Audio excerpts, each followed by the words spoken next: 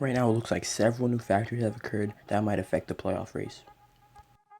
We will be going over those things today, including draft rumors, Malik Monk's suspension reinstatement details, and the Sacramento Kings TV broadcaster Grant Napier firing. On Monday, the San Antonio Spurs announced that Lamarcus Aldridge will miss the rest of the NBA season. In case you don't know, Lamarcus Aldridge on February 21st injured his shoulder versus the Utah Jazz.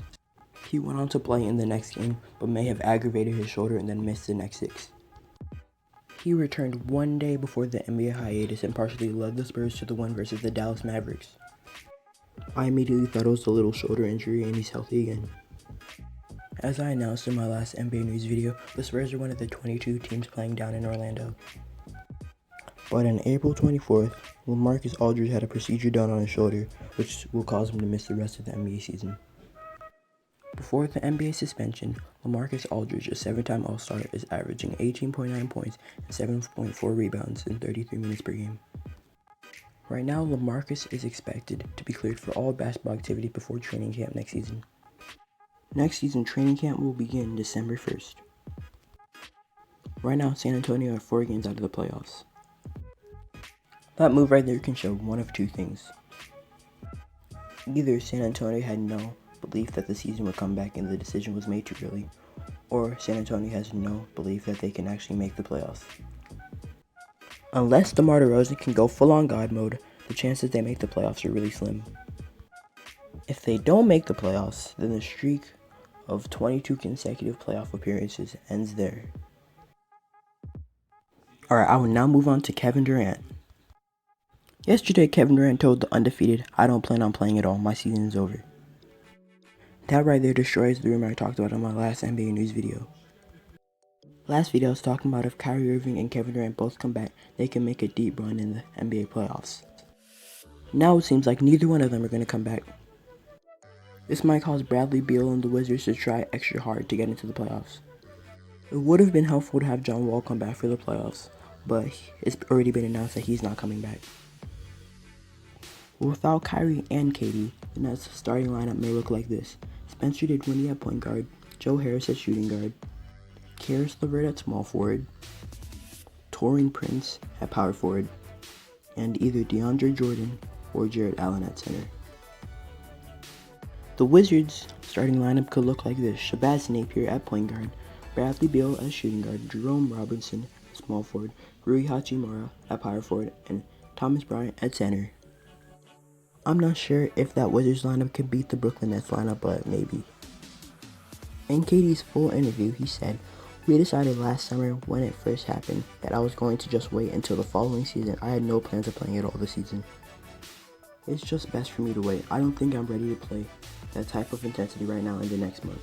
It gives me more time to get ready for the next season and the rest of my whole career." I would hate to see Kevin Durant get injured again like when he came back in the playoffs last year and got injured. That right there is a smart move for the rest of his career, not just looking at 1 year.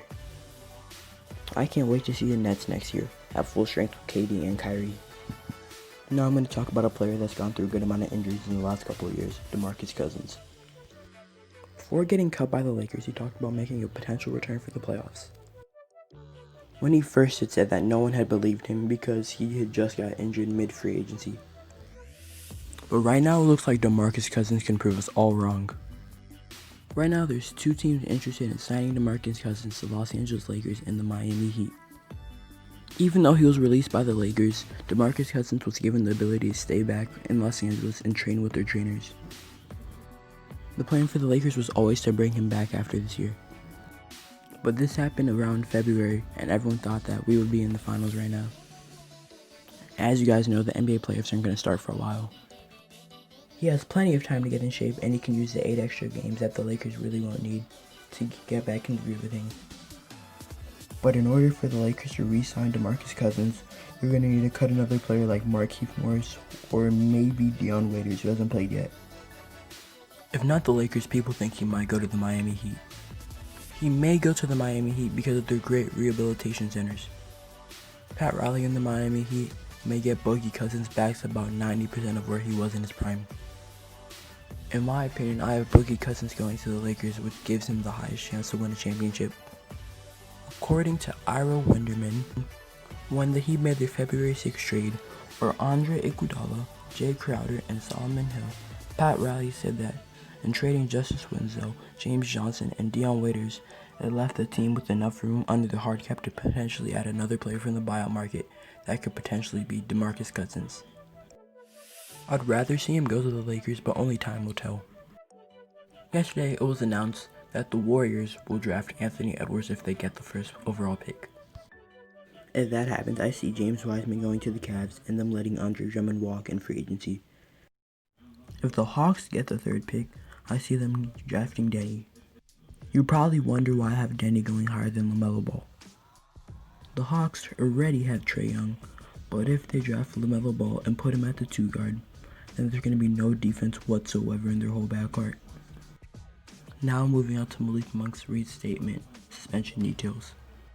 Malik Monk has been suspended since February, and then yesterday I saw him trending on Twitter. I wanted to go see why he was trending, and then I see why he was suspended. And then it turns out that Malik Monk was having some fun on the white. The Coco. Who remembers that one time Michael Jordan slapped Malik Monk for running on the court mid-game? He was probably on the Coco during that too.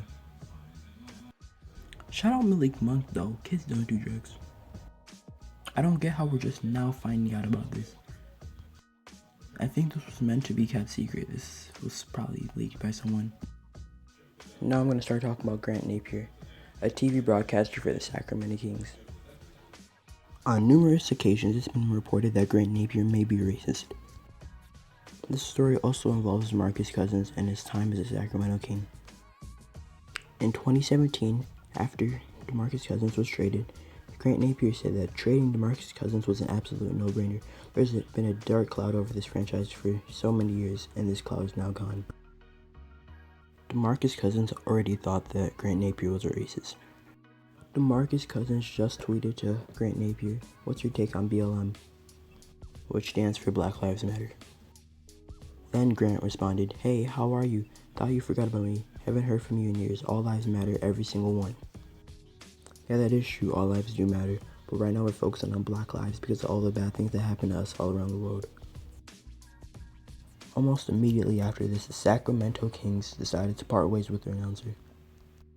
Someone then explained to him, all lives do matter, but right now we have to focus on black lives because of what's happening around the world, which is true. Then the dude has the stupidest response and says, 100% trust me, I have more black friends than white. I agree with them, and I pray that before I leave this earth we can finally truly walk hand in hand. Then he starts talking about how his dad said that he shouldn't be racist when he was a little boy. He gets super salty because he just lost his job. Then Chris Webber, one of the best Sacramento Kings players of all times, said that Demarcus, we know and have known who Grant is. The team knows as well. I've told them many times they've seen it and they know who he is. He's a clown. Then Matt Barnes said, would expect nothing less from a closet racist. That will wrap up this week's video, guys. Be sure to like, subscribe, comment, share, and tell your friends you know what it is. And comment if you want more NBA content.